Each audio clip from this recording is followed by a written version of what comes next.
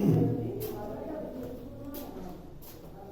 students, let us start our new chapter of science subject, chapter number 4, carbon and its compounds. तो जो carbon है, जैसे ये एक एलिमेंट होता है, जैसे कोयला है, यानी कार्बनिक है। हमारे अंदर भी हमारी ज़्यादातर चीज़ें हैं या पेड़ पौधे हैं, सभी वो कार्बनिक होते हैं, कार्बन से बने होते हैं। तो जो कार्बन कंपाउंड बहुत ज़्यादा बनाता है, क्योंकि इसकी 4 वैलेंसी होती है। जितनी ज़्यादा वैलेंसी होती हैं उतने ही ज़्यादा वो अटैच कर लेता है अपने साथ दूसरे एलिमेंट्स को, तो इसलिए ये बहुत ज़्यादा कंपाउंड बनाता है। तो वही कंपाउंड जो है, ये हमारे जो जीव जंतु जिस प्रकार की भी animals and plants are made up of mainly carbon. तो कार्बन बहुत होता है उनमें, तो इसको सभी को कार्बनिक ही बोलते हैं।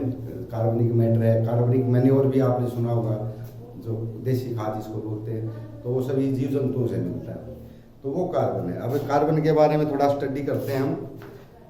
Which gas is produced on burning carbon compounds. Carbon का कोई भी कंपाउंड है जो कार्बन से बना हुआ है, चाहे लकड़ी है वो भी कार्बन है, पेड़ पौधे या जो कैटल डंग गोबर वगैरह वो सूखने के बाद, तो जो भी चीज़ कोयला है वो सभी चीज़ें जलने के बाद CO2 गैस, कार्बन डाइऑक्साइड, ये गैस बनाती है।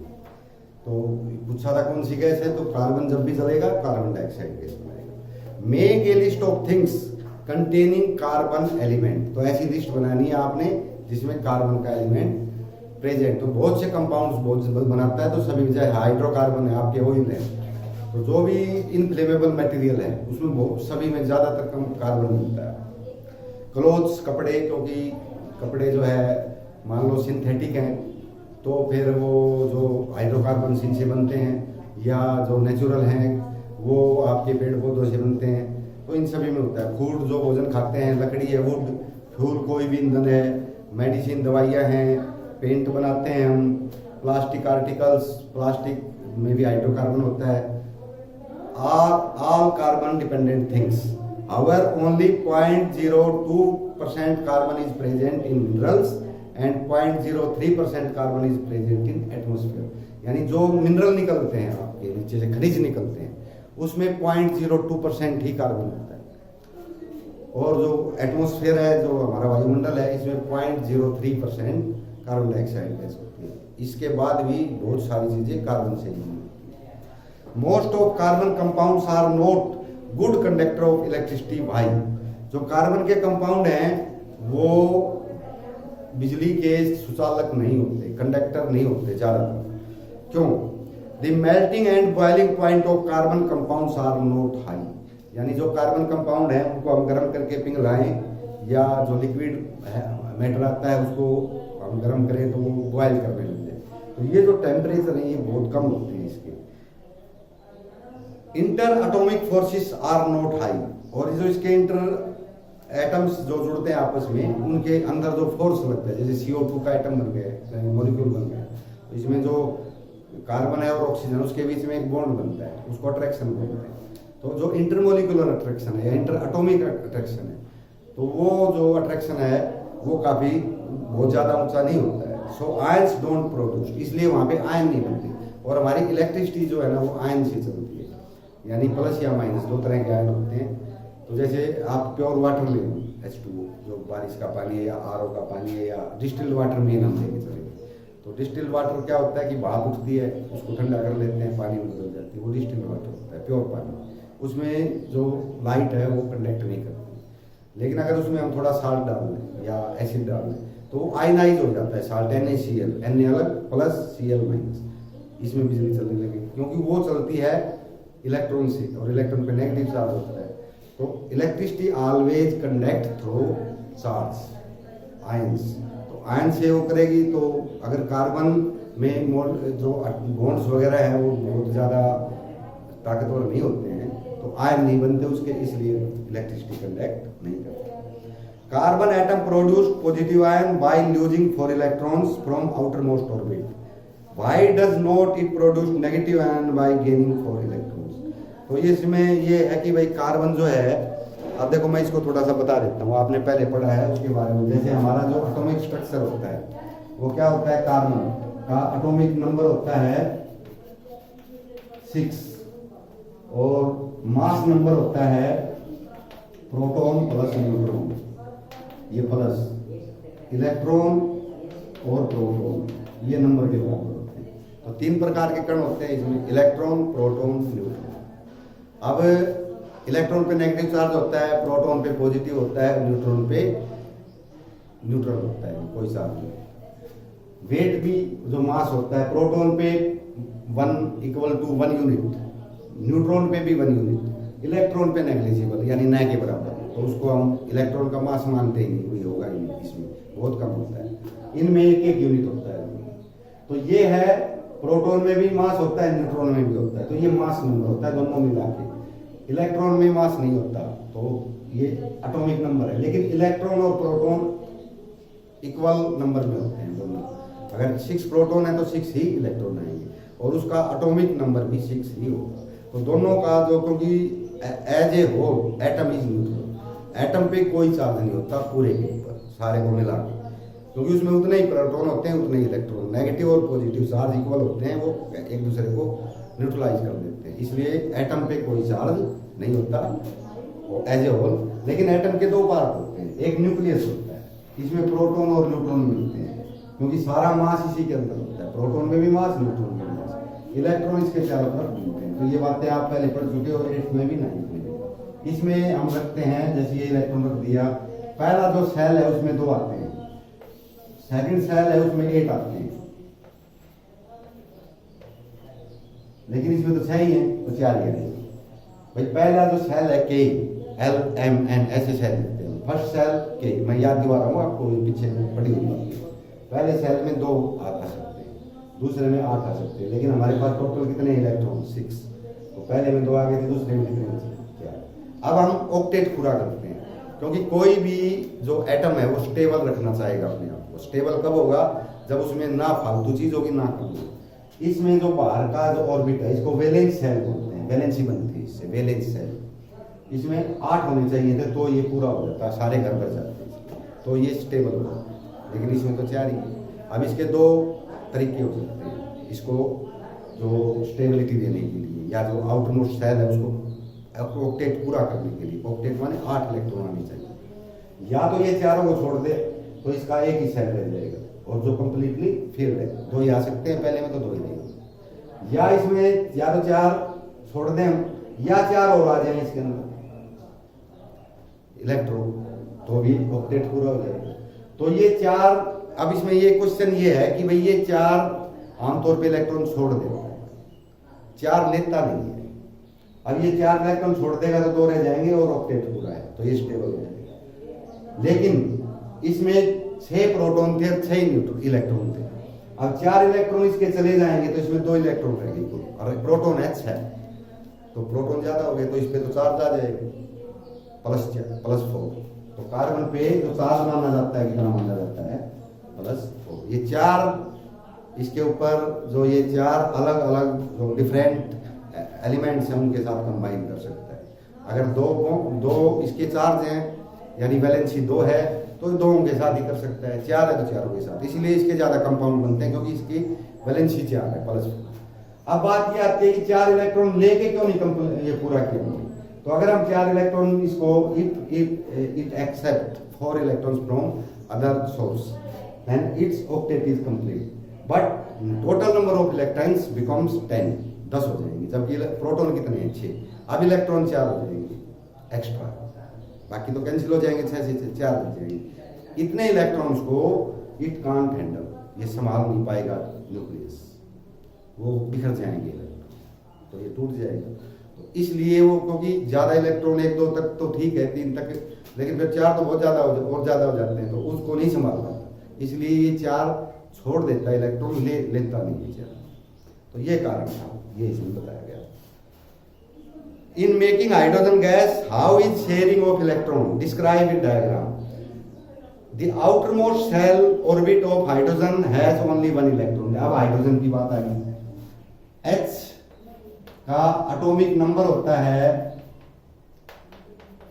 हाइड्रोजन, और एटॉमिक और मास नंबर। तो इसके अंदर जो हाइड्रोजन है, इसमें एक इलेक्ट्रॉन होता है और एक ही प्रोटॉन। एटॉमिक नंबर इसका 1 होता है, पहले नंबर पे आता है ये पीरियोडिक टेबल में। तो atomic number is equal to 1। और इसमें मास नंबर भी कितना होता है हाइड्रोजन का। तो अगर इसका स्ट्रक्चर बनाएंगे तो ये तो मास है, प्रोटॉन कितने हैं 1, क्योंकि एटॉमिक नंबर में क्या होता है equal to electron equal to proton equal होते हैं एक ही। न्यूट्रॉन इसमें कोई नहीं है, न्यूट्रॉन है ही नहीं। तो जो इसका मास बनेगा वो प्रोटॉन के कारण बनेगा, क्योंकि ये मास नंबर होता है p + n। अब n तो है ही नहीं, p है, तो एक p था तो एक मास आ जाएगा, n इसमें 0 है। अब इलेक्ट्रॉन एक है तो वो बाहर लग जाएगा फर्स्ट सेल में एक है। अब ये अपना ऑक्टेट पूरा, ये ऑक्टेट नहीं अपना, इसके 2 पूरे होंगे यहाँ पे, क्योंकि फर्स्ट सेल में केवल 2 इलेक्ट्रॉन आ सकते हैं। तो ये 2 पूरा करने की कोशिश करेगा। अब 2 पूरा करेगा तो क्या होगा, एक इलेक्ट्रॉन बाहर से लेना पड़ेगा, इसके 2 इलेक्ट्रॉन हो जाएंगे, प्रोटॉन एक ही है। तो इस पे एक नेगेटिव, ये जो है इसकी जो एक इलेक्ट्रॉन बाहर से लेगा या ये एक अपने एक इलेक्ट्रॉन को छोड़ देगा, 2 ही बात है। तो अगर ये जो हाइड्रोजन का हमने वो बनाना है, इसमें एक इसका इलेक्ट्रॉन है, तो ये क्या करेंगे, ये H है एक इलेक्ट्रॉन हो गया, प्लस ये दूसरा H है एक इलेक्ट्रॉन हो गया। तो ये दोनों इलेक्ट्रॉन मिलकर हाइड्रोजन गैस बनाते हैं H2। बनेगी कैसे, एक इलेक्ट्रॉन इसका एक इलेक्ट्रॉन इसका। अब ये ऑक्टेट पूरा करने के लिए बाहर से लेगा, तो बाहर ये वाला दूसरे हाइड्रोजन से लेगा। तो अब ये दोनों शेयर कर लेंगे इसको, जब इसको जरूरत पड़ेगी अपने साथ निकालेगा, इसको पड़ेगी तो ये अपने साथ निकालेगा, दोनों इकट्ठे हो गए शेयर करके। तो ये इस प्रकार शेयर करेगा। तो इसको बोलते हैं कोवैलेंट बॉन्ड। जब 2 इलेक्ट्रॉन शेयरिंग के कारण बनते हैं तो ये कोवैलेंट बॉन्ड बनता है HH, और ये बन जाता है H2 हाइड्रोजन गैस, क्योंकि इसमें एक इलेक्ट्रॉन होता है, तो ये शेयर करते हैं। उसके बाद है व्हाट इज कैटेनेशन। कैटेनेशन क्या है, तो कैटेनेशन में एक ग्रुप बनता है जो सिमिलर है, और वो ऐड करके उसका अलग जो है कंपाउंड बना देता है। Carbon atom has very high capacity to make bonds with other carbon atoms. Carbon atoms में कैपेसिटी होती है कि वो दूसरे के साथ मिलकर बॉन्ड बनाता है, दूसरे कार्बन के साथ, क्योंकि इस पे भी +4 होती है, यानी इसके 4 हम ऐसे इलेक्ट्रॉन लगा दें 1 2 3, दूसरे पे भी यही होते हैं। तो ये कई तरह के बॉन्ड बनाता है। ये भी हो सकता है कि ये 2 इसके 2 इधर आ जाए, इसके 2 इधर जाए, तो ये 2 का बॉन्ड बन गया। 3 भी आ सकते हैं तो 3 का बन जाएगा, फिर एक बाहर रह जाएगा, एक इधर एक। तो बहुत से बॉन्ड बनाता है। By this, a large number of molecules can be joined together with similar chemical properties। इसलिए क्या होता है कि बहुत से एलिमेंट कार्बन के आपस में मिलकर लंबी चेन बना लेते हैं।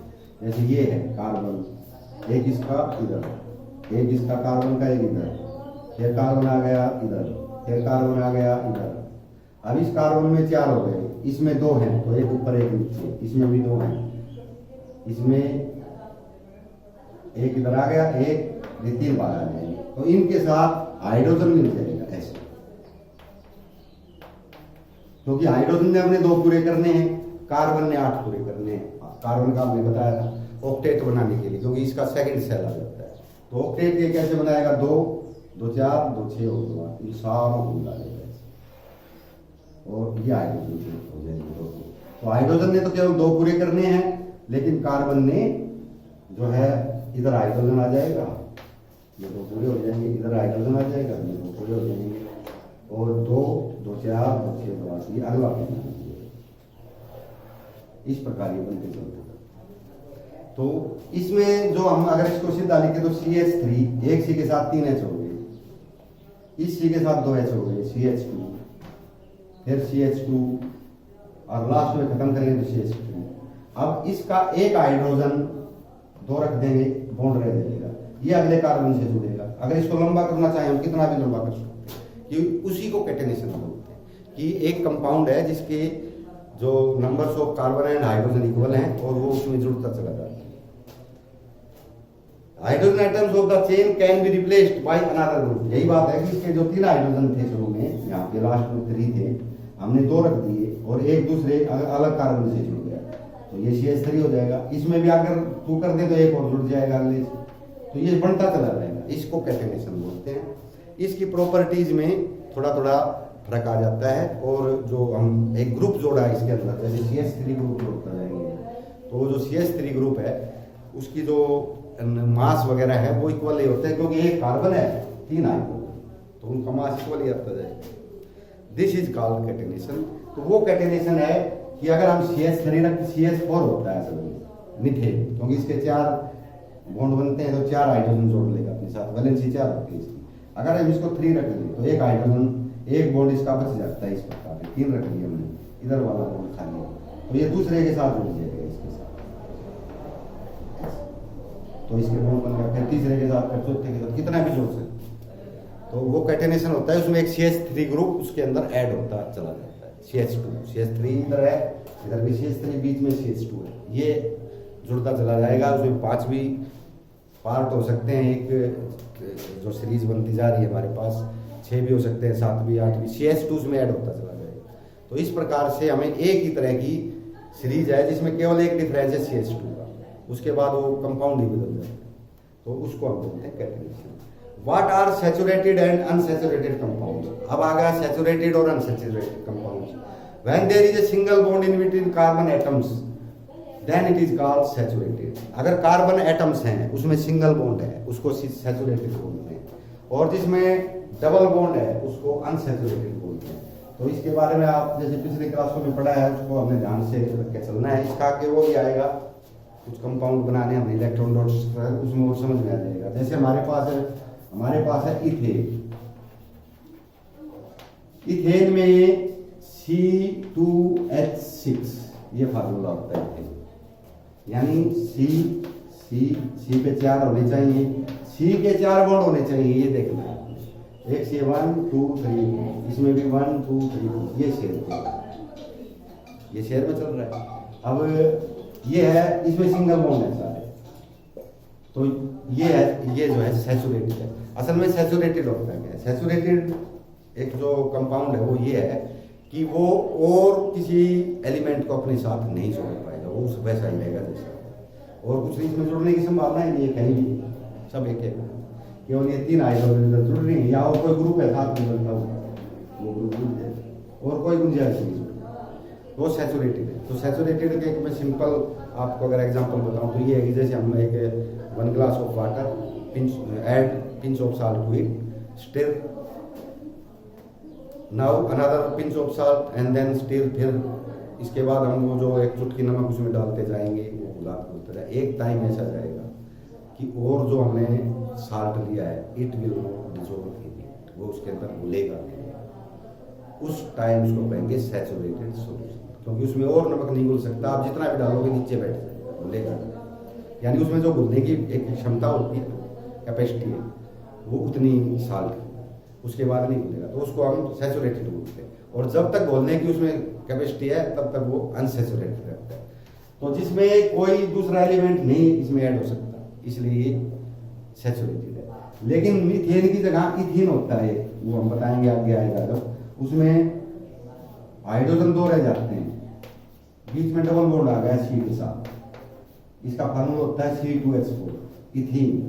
इसमें डबल बॉन्ड है, ये रिजर्व बॉन्ड होते हैं। रिजर्व इसलिए है कि अगर कोई इनको मिल जाए ऐड होने के लिए, जब कोई नहीं मिलता है डबल बॉन्ड बना लेता है, खाली तो छोटेगा नहीं। हाइड्रोजन मान लो 4 ही है तो 4 तो आ गई, उसके बाद जो एक इधर इलेक्ट्रॉन रह गया है इधर, उसको हम बॉन्ड इधर आ जाते हैं और वो एक रिजर्व हो जाता है।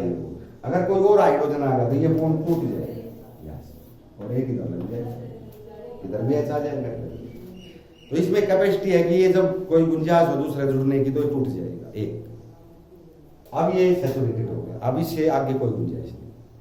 ट्रिपल बॉन्ड भी आते हैं इथाइन, तो उसमें ज़्यादा वो सैचुरेटेड अनसैचुरेटेड होता है क्योंकि उसके ज़्यादा टूटने की संभावना।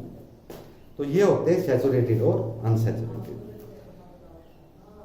Unsaturated compounds, when there are double or triple bonds in between carbon atoms, then it is called unsaturated compounds. For example, ethane C2H4 जो मैंने बताया।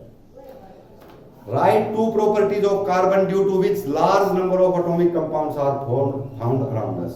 तो 2 ऐसी प्रॉपर्टी बनानी है, जैसे मैंने बताया ना ये बहुत ज्यादा कंपाउंड बनाता है कार्बन। तो कौन सी प्रॉपर्टी है जिसके कारण ये कंपाउंड बनाता है? कार्बन होमोलोगस सीरीज, पहली बात तो है कार्बन की एक सीरीज है जो अभी मैं समझा रहा था। The carbon atom has the characteristics of making homologous series. तो कार्बन में ये होती है कि वो एक लगातार जैसे कैटेनेशन होता है ना, उस प्रकार वो सीरीज को बढ़ा सकता है। CH2 लगता जाएगा, सीरीज बढ़ती जाएगी। So they can construct straight branch और साइक्लिक स्ट्रक्चर्स। इसलिए वो सीधे भी बना सकते हैं स्ट्रक्चर, ब्रांच भी हो सकती है उसमें, या फिर साइक्लिक क्लोज्ड। तो उसका एक मैं एग्जांपल बता देता हूँ। जैसे हमने ले लिया CH2 CH2 CH3 है शुरू में, CH2 इस प्रकार 5 का हो गया। ये और भी बढ़ सकता है, ये CH2 रह गया, फिर CH3 लग गया, अब 6 का हो गया, और बढ़ा देंगे 7 का हो जाएगा। अब ये तो है स्ट्रेट, ब्रांच कैसे आएगा कि ये CH2 2 हटा दिया हमने, ये CH3 आ गया और एक इधर लग गया, इसमें CH रह जाएगा, केवल C रह जाएगा, एक इधर लग गया CH2 और CH2, ये ब्रांच होगी। जैसे हमने सीधा नहीं है कार्बन, जैसे ये मैंने शुरू में फिर बनाता हूँ मैं, ये था CH2 CH3, मान लो 5 का है, 5 कार्बन। तो 5 कार्बन ऐसे भी हो सकते हैं, CH3 CH, इधर एक CH3 और लग गया, क्योंकि एक H के साथ बॉन्ड आ गया, एक इधर आ गया, एक इधर आ गया, इसमें भी CH3 हो गया। अब एक बॉन्ड कार्बन का इधर है, एक इधर है, एक इधर है और एक H के साथ CH, तो 4 हो गए, 4 कंप्लीट करने होते हैं। उसके बाद आ गया CH, ये वाला मतलब, ये 2 हमने एक ऊपर लगा दिया, एक नीचे लगा दिया। अब इसमें देखो, इसमें 5 कार्बन, लेकिन ये ब्रांच है, या हम इसको इधर लेने की बजाय इधर ले लें, CH2 करके ये CH3, तो ये ऐसे भी मुड़ जाता है और सीधा हो जाता है। कार्बन 5 है इसमें जो स्ट्रेट में, तो ये है ब्रांच। एक है साइक्लिक। साइक्लिक कैसे होता है, यानी ये जुड़े हुए हैं एक दूसरे के साथ, यानी बंद हो जाता है, क्लोज हो जाता है। इसमें भी 5 ही, ये साइक्लिक है। तो कई तरह से ये बॉन्ड बना सकता है, और इस ज्यादातर जो जितनी ज्यादा तरह से ये बॉन्डेड हो सकता है एक दूसरे के साथ, उतने ही ज्यादा कंपाउंड बनते जाते हैं। तो यही कारण है कि इसके ज्यादा कंपाउंड बनते हैं। सेकंड है tetra valency of carbon. Carbon की वैलेंसी टेट्रा है, 4 का वैलेंसी है इसकी, 4 इलेक्ट्रॉन को ये छोड़ देता है। इसका +4 C, 4 इलेक्ट्रॉन छोड़ देगा तो C+4, 4 वैलेंसी है, 4 बॉन्ड ही बनते हैं, मैंने बताया। तो 4 बॉन्ड होने के कारण ये ज्यादा से ज्यादा अपने साथ ऐड कर सकता है, तो उस प्रकार से है। Due to tetravalency carbon atom makes with another carbon atom single, double और ट्रिपल बॉन्ड। सिंगल बॉन्ड भी बनते हैं, जैसे मैंने इथेन में बताया था, ठीक है, C2H4। डबल बॉन्ड भी हो सकते हैं, ये C2H6 था, डबल बॉन्ड का ये आया था पहले, हमने इधर से हटा देंगे, तो ये डबल बॉन्ड का ये C2H4 है। ट्रिपल बॉन्ड का भी है, और एक इधर रह जाएगा, क्योंकि 4 बॉन्ड बनाने, 3 इधर हो गए, 1 इधर हो गए, ये इथाइन होता है C2H2। तो ये कई तरह से बॉन्ड बना सकता है। तो टेट्रा वैलेंसी के कारण ये कई प्रकार के कंपाउंड बनाता है। नेक्स्ट है draw structure of following, oxygen, nitrogen, ये हम अगले पेज पे देख रहे हैं।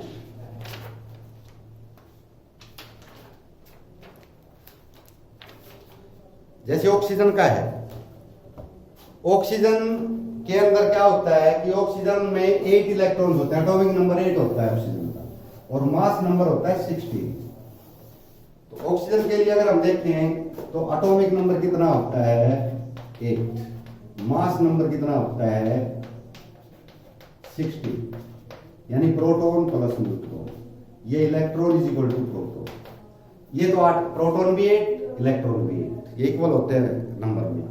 मास नंबर होता है प्रोटॉन प्लस न्यूट्रॉन, 16 है, तो न्यूट्रॉन कितने बच गए 1, कि भाई 8 प्रोटॉन तो पहले से दिए हुए हैं, 8 ही न्यूट्रॉन होंगे, तो दोनों ऐड होकर 16 बन जाएंगे, 60, तो मास नंबर हो गया। अब इसमें हम इसका इलेक्ट्रॉन डॉट स्ट्रक्चर बनाते हैं ऑक्सीजन गैस का। अगर इसमें 8 इलेक्ट्रॉन्स हैं, तो अगर इसका स्ट्रक्चर बनाएंगे तो ये प्रोटॉन 8 और न्यूट्रॉन भी 8। इलेक्ट्रॉन कितने हैं 8, तो पहले में कितने आ गए 2, तो 6 और रह गए। दूसरे में कितने आ गए, दूसरे सेल में 6, 1 2 3 4 5 6। अब ऑक्टेट पूरा करना है इसने, स्टेबल कब होगा जब इसका ऑक्टेट पूरा हो जाएगा। तो ये या तो ये 6 को छोड़ दे या 2 ले ले, 6 को छोड़ देगा तो एक ही सेल रह जाएगा, तो पूरा ये ऑक्टेट पहले से। अगर 2 और लेके ऑक्टेट पूरा करेगा तो इसमें इलेक्ट्रॉन अब 6 को छोड़ नहीं सकता, ज़्यादा है छोड़ने के लिए, तो 2 ले लेगा, उनको संभाल भी सकता है, हैंडल कर सकता है आसानी से। तो ये 8 बनाने के लिए 2 इलेक्ट्रॉन लेगा। अब 2 इलेक्ट्रॉन ले लेगा तो 2 इलेक्ट्रॉन इसमें एक्सेस में हो जाएंगे प्रोटॉन की कंपेरिजन। प्रोटॉन्स तो 8 ही हैं, इलेक्ट्रॉन 10 होंगे, 2 इलेक्ट्रॉन फालतू में, तो 2 चार्ज इसके नेगेटिव रह जाएंगे, यानी वो पे क्या रहेगा, 2 चार्ज नेगेटिव, इसका मतलब इसकी वैलेंसी कितनी हो जाएगी, माइनस।